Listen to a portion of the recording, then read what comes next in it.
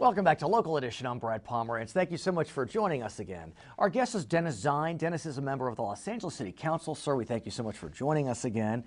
The city is facing yet another significant budget gap. It could be upwards of $400 million in this upcoming fiscal year. How are you and your colleagues trying to get a handle on this? We need to get a handle on it. We need to get a handle on it now. The parking lot lease didn't work out. We're going to get $53 million. That has been scrapped. We need to do whatever it takes to bring this budget into a reasonable level. We can't carry deficit like the federal government does or the state government. We need to come in with a balanced budget by the end of June. We have a $50 million gap right now, over $400 million if we don't resolve this matter. So we're looking at furloughs. We're looking at a number of reasons. Furloughs, absolutely. That is incredibly painful. I understand that sometimes they may be needed, but if you furlough someone, that means they're not working. That means they're on unemployment. That means they're not paying taxes. Well, no, what that means is that particular employee is still employed. They're not getting paid for that particular day. We're talking about increasing furloughs. I have furloughs in my office. The city has a number of employees. What about, are you talking about layoffs then? What about layoffs? No, well, layoffs is a situation that may take place after July 1st, next fiscal year, if we can't bring this budget into balance. The concern is, how do we balance the books?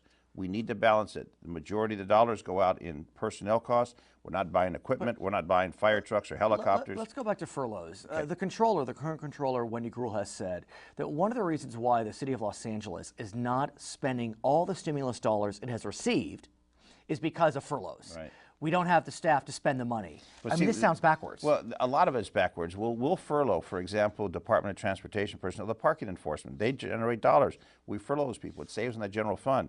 Are we losing or gaining? They're revenue generating. Well, look at the Department of Motor Vehicles. They'll furlough Department of Motor Vehicles employees, and they're generating dollars for the state.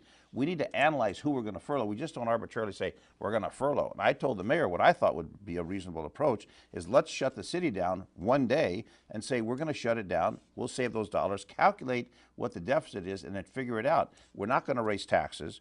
We know that property tax is down. We know that sales tax is down. We can't go back to the voters and ask for more tax dollars. Let me ask you about raising taxes, because like you said, that's not going to happen. But it seems as if over the last couple of years, what the city council has done has provided tax breaks. Now look, we all love tax breaks, but should we be giving tax breaks? For businesses, tax breaks for businesses so we can encourage businesses. Drive down any street in the city of Los Angeles or adjoining communities and you'll find vacancies for lease, for lease, for lease. Shopping centers, businesses for lease. Every time there's a for lease sign up, there's no one working, there's no sales tax, there's no personal income tax, there's no dollars coming in. But you're giving tax breaks to businesses, and I'm not trying to sound anti-business. We want to encourage them. But what about regular people? What about a tax break for Angelenos? Well, we have in the city of Los Angeles, the pot of money that comes in is property tax and sales tax.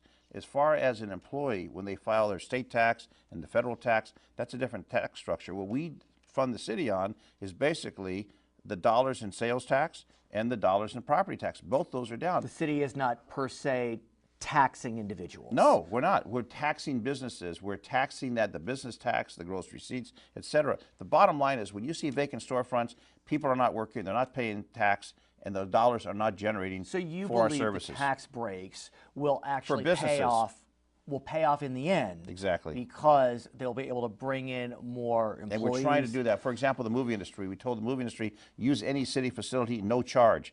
That generates jobs. That generates people's income. We want to encourage the movie industry. It's not corporate welfare? It's not corporate welfare. We need people to work.